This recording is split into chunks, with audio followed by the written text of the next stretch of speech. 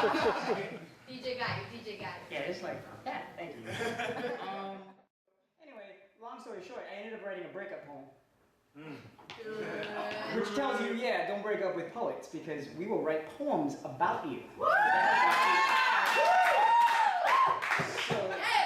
So by request, this is sort of like, I'm going to start off with this because this is my personal poem, so this is my breakup poem to her. Let's go. Do it. Get it, Joe. No problem. What'd you say? Why you gotta put our business out there? Deep. Do you want to have a seat and then I can just like direct it right at you? Right in front. Joe. Are you sitting down? Okay. Oh, seriously? I'm ready. I can do it. Woo! Oh! There she goes. Hey, don't cry. Let me done. Be nice, Joe. It wasn't Go me, by in. the way. Go in. Do it, Joe. Why? Get it? Sauce. The 5 stages of breakup. 1. Shock. When I called you perfect, I was not ready for your airplane crash of an announcement the moment your breath smelled like jetliner fuel doubt that had me hanging by the seatbelt of our relationship. That your faith in me hung in the air like oxygen masks on a turbulent flight. That your hijacked conversation had box cutter words too sharp to save real emotions capable of getting into proper crash position. See, I was never in a position to see the wreckage of the black box recording of our last laughs together. So yeah, Michelle, you were perfect in my life. To me, you were a 10. So it should come to no surprise, your absence hits me more like 9 and 11 too. Anger. I TiVo'd our last conversation because I don't understand the subtitles of your movie, twisting my words. You tore my translations of faith apart like being the last one to know Santa Claus and the Easter Bunny aren't real, and I thought I was good at making you happy. Now my heart pumps 150 beats per minute because it was trying to keep pace with your dreams, but is now a wheezing asthmatic, confused by the echo, left in empty hands. See, not holding your hands looks like fingers battling addiction. See, you made my spine doubt it can stand on its own, and the back of my neck write ransom notes to the insomnia holding my eyes hostage, and I can't forgive you for that. 3. Bargaining. You sold me on a future. That's nothing more than a calendar with PTSD. Do it.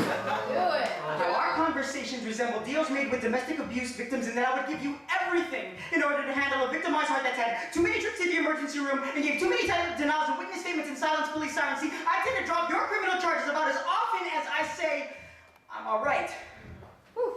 And I fight myself, knowing that I would take you back in a second because your lovely abuse sutures my broken. See, my scabs. My scabs are really nothing more than cuts. Pray for amnesia. 4.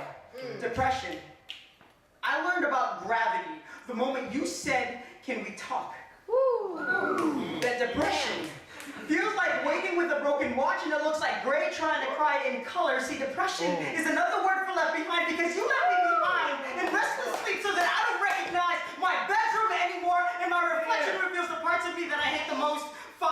Acceptance. See, I've already told myself this roller coaster will stop eventually. That the heart is a muscle and muscles get stronger after they've been torn down. See, I want to tell myself that there are only these 5 steps, but we never ask the question if we are poets who specialize in feeling too much or we feel too much so we specialize in poetry.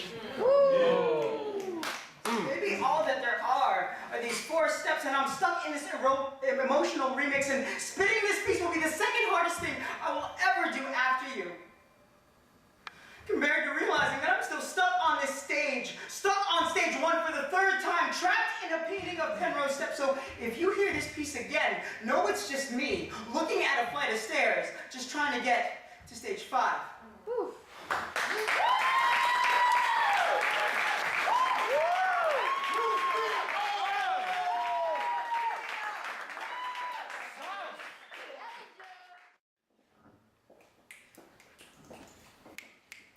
So, if we rape and murder, and we call that democracy, why don't we have a slaveholding institution and call that public education? There you go. If man is defined by their dreams, what does it mean when graduates sell 2/5 of their humanity to the cashier and accounts payable, leaving 3/5 of a person? See, I've seen students Shackled by credit hours, careers hung, festering by the academic calendar. Schools get fatter when they build empty classrooms off the over $1 billion in debt and the $25,000 per student per year in loans. When we sacrifice free thought for profit, 40 acres and a mule becomes as much an illusory reparation as career counseling. There is an irony. Our teaching degrees call us master. See, I'm a political science professor.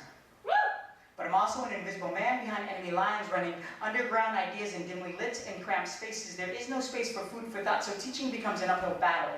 Mass-produced uselessness, I want to give fighting skills. I want to black market knowledge and hand it out like weapons, not turn these students into intellectual insurrections, move us as blood brothers and sisters, cut us and we drip the First Amendment things, eager for transfusion and dead in pop culture. No wonder we are fascinated with vampires. Our society is defined by our anemia. Got it.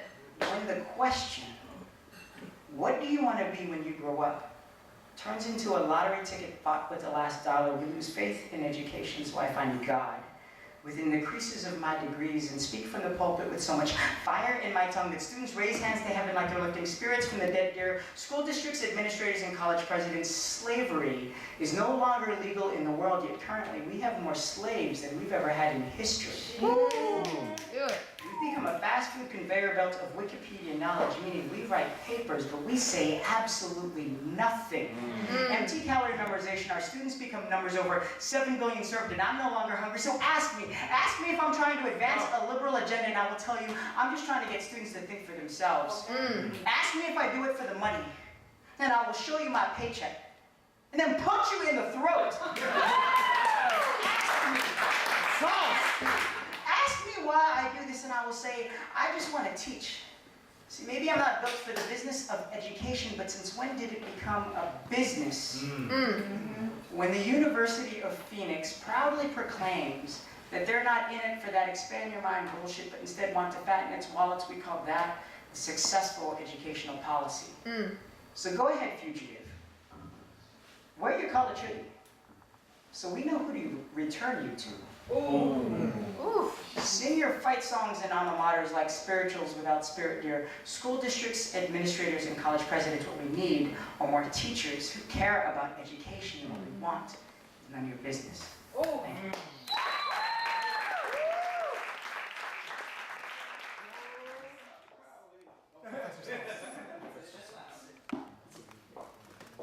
This is the story of Boy Meets Girl.